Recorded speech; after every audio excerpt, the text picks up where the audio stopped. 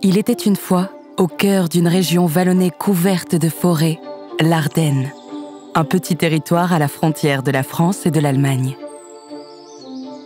En l'an 1000, Sedan était un village construit autour d'une église perchée sur un promontoire rocheux. Au XIIIe siècle, des moines bénédictins y construisent un petit prieuré. Bientôt, l'arrivée d'un puissant seigneur de Rhénanie va transformer la destinée de cette petite cité.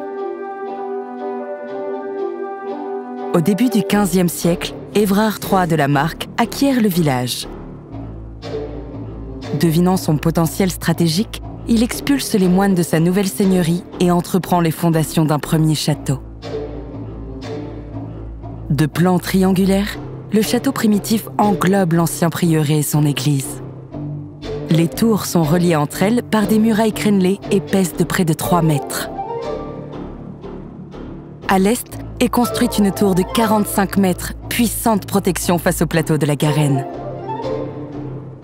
À l'ouest, la tour d'habitation fortifiée par les moines est transformée en donjon. Puis, au sud, le seigneur ajoute à la porte d'entrée 2 tours jumelles coiffées de toits en poivrière et bordées de hauts en bois. L'entrée est complétée d'un petit châtelet. Enfin, le château est protégé par 3 fossés, dont 2 sont alimentés par des ruisseaux, le Bièvre et le Vrat. Voici la base du château que nous connaissons aujourd'hui. Évrard fut ainsi le premier architecte du château et tous ses descendants l'amélioreront.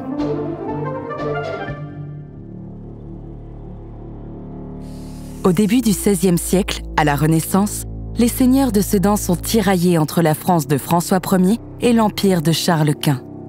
L'évolution fulgurante de l'artillerie contraint les vieux châteaux forts à s'adapter.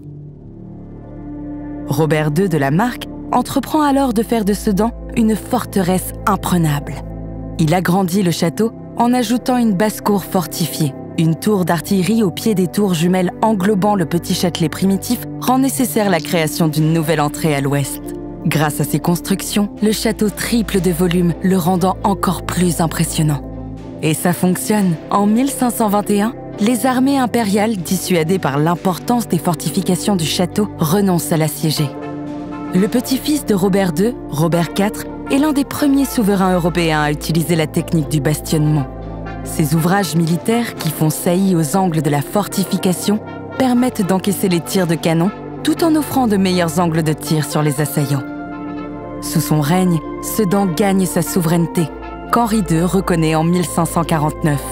Les princes de Sedan ne sont plus les vassaux du roi de France.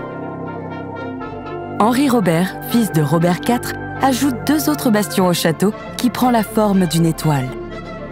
Converti au protestantisme, il fait de Sedan un lieu d'accueil pour les calvinistes persécutés. Artisans, architectes, sculpteurs, médecins, les talents abondent dans une principauté qui voit sa population doubler. Nous sommes à la fin du XVIe siècle et la principauté de Sedan est à son apogée. Mais la lignée des La Marck touche à sa fin.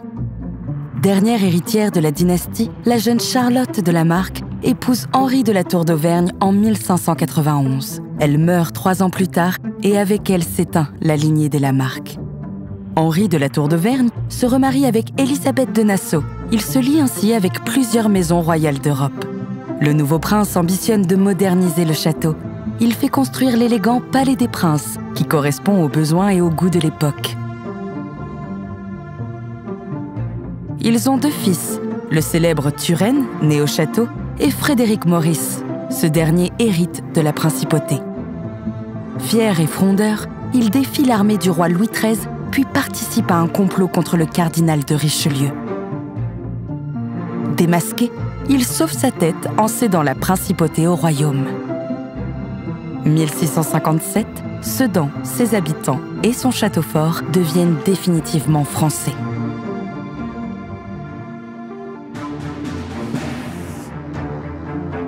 Le château est transformé en caserne et abrite une centaine de soldats, un stock d'armes et une grande poudrière.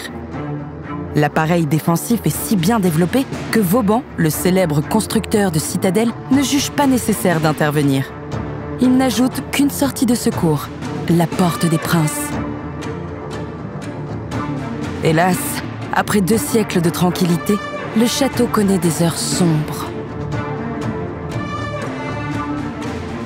Quand Napoléon III déclare la guerre à la Prusse en 1870, il affronte une armée plus puissante et mieux préparée que la sienne. Le 2 septembre, à l'issue d'une sanglante bataille, il capitule et fait hisser un drapeau blanc sur la plus haute tour du château. Le temps passe. À l'aube du XXe siècle, la France entre de nouveau en guerre contre l'Allemagne. La ville est occupée, le château devient ce qu'on appelle tristement le bagne de Sedan, où de très nombreux détenus mourront. Après la Seconde Guerre mondiale, l'armée cède le château à la commune pour 1 franc symbolique. D'importants travaux de restauration sont réalisés. Le château fort est classé monument historique en 1965, puis est ouvert au public. Indestructible, le château fort de Sedan est aujourd'hui un fantastique témoin de 5 siècles d'architecture militaire.